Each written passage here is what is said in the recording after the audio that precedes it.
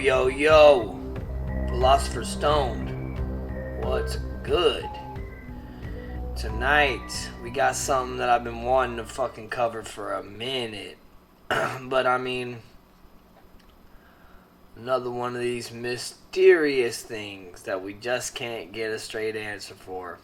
I'm talking about the Black Knight satellite. The 13,000-year-old eye in the sky.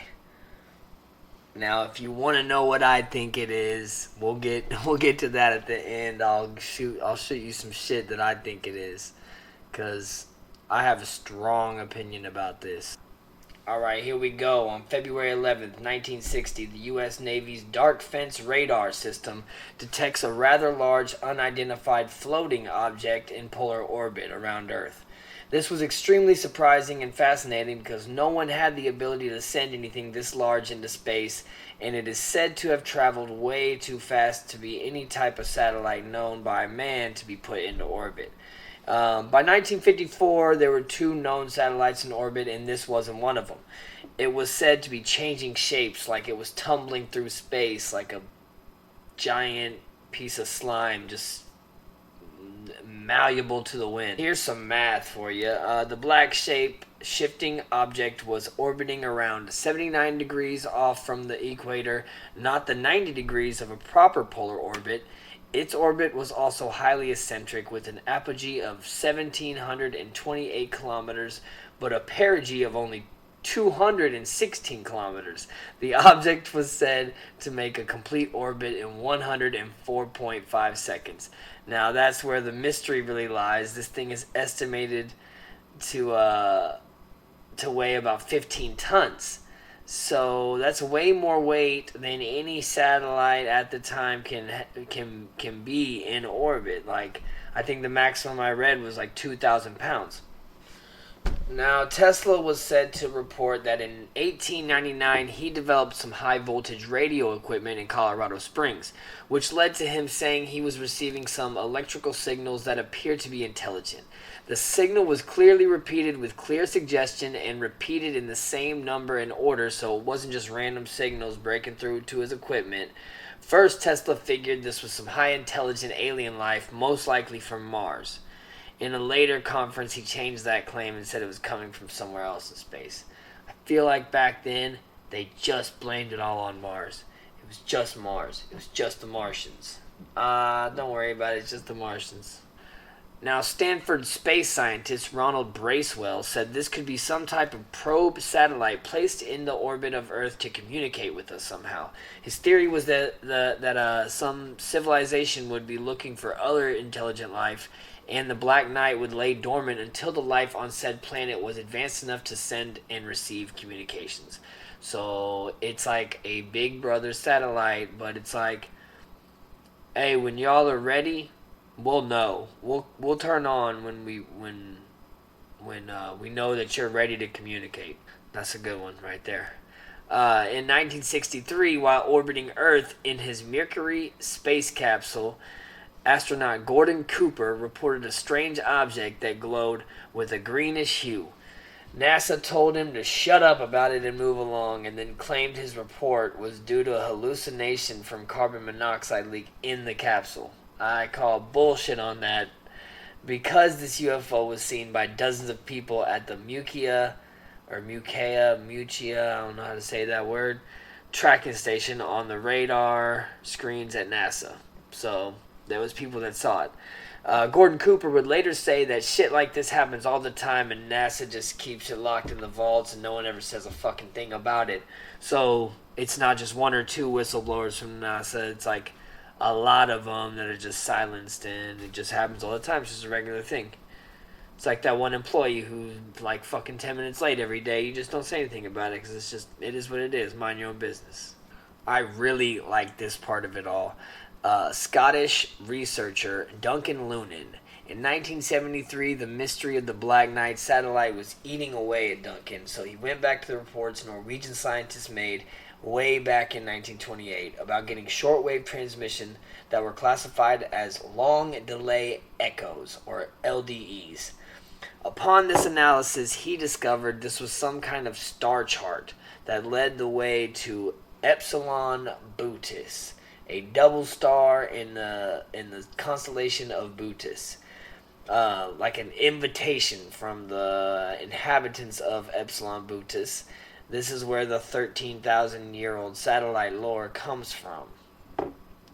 Because according to him, this invitation was around that age.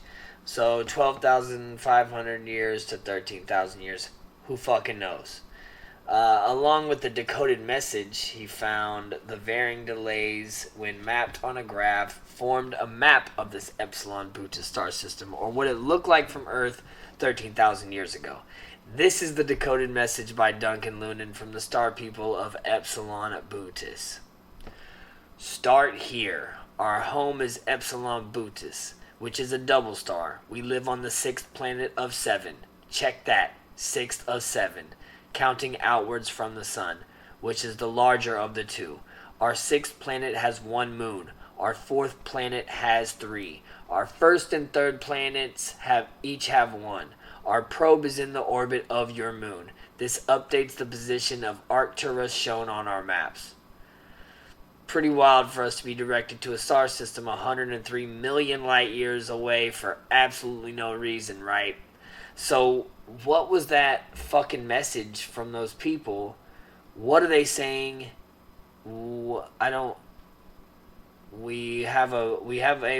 Just letting you know, we have a camera watching you at all times to let us know the position of Arcturus. Okay, whatever. You know what I'm saying? Here's where the hoaxers come in. In 1998, the space shuttle Endeavour was out doing some type of mission where they got a bunch of pictures of a black odd-shaped object near the craft, but when they reviewed the launch photos, they wrote it off as space debris or some type of thermal blanket a crew member had dropped in space. So every time these astronauts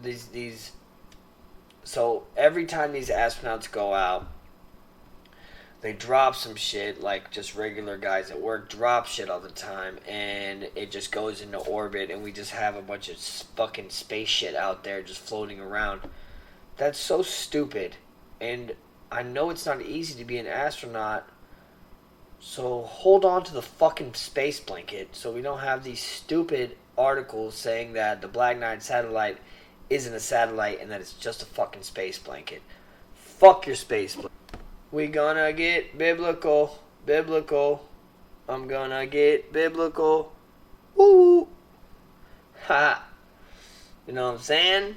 Is this Black Knight satellite just some type of Earth reset button pusher? Like, is that the technology put here by the ancient engineers of humanity that live in the outer plane of our universe? Did they put that there as some type of security system that when we get out of hand, they just say, boop, and then we get some type of cataclysmic event that wipes us the fuck out? Who knows? So let's go back to the book. Not the Bible. This is a book called The Adam and Eve Story by John Thomas. He explains how every several thousand years there's some type of cataclysmic global reset that destroys and kills everything on Earth. Every single living thing. Was this what happened with the giant landmass of Pangea, where everything broke apart and now we have the geography that we have now? Records found at Tiwanaku discuss ancient, highly advanced people with telescopes and their own satellite that orbited 449 times a year. So were the people at Tiwanaku aware of some type of alien tech that watched over Earth? Are you ready? From my point of view. Are you ready? For my opinion, because I feel like I've held back on my opinions on these subjects for the sake of not jeopardizing the facts that I've gathered. And I say facts lightly, subjectively. because there's not a lot of facts when it comes to most of these subjects. If you made it this far, you're just going to have to listen to what I think about it. I feel like all the mystical artifacts can be linked together. The Ark of the Covenant, even the Holy Lance, the Shroud of Turin, the biblical things like that. Some other statues and stuff that I forgot to write down. But basically, I feel like the engineers of this universe and humanity left behind some things.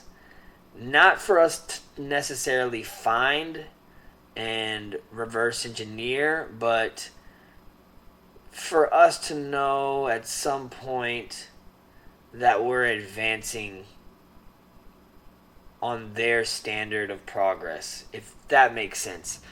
I didn't write any of this shit down, I'm just freestyling, so I'm just like trying to say that could the Black Knight satellite be a form of communication, not for us, but for the other ancient tech that was left behind by the gods, lowercase g. I don't know.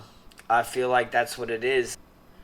And I'd like to find some stuff with all the Sumerian text talking about some type of eye in the sky. I feel like I heard Billy Carson from Forbidden Knowledge. I feel like I heard him talk about the Black Knight having some Anunnaki connection that is somewhere in the text, which I'd love to find. I looked for it, but I couldn't find it.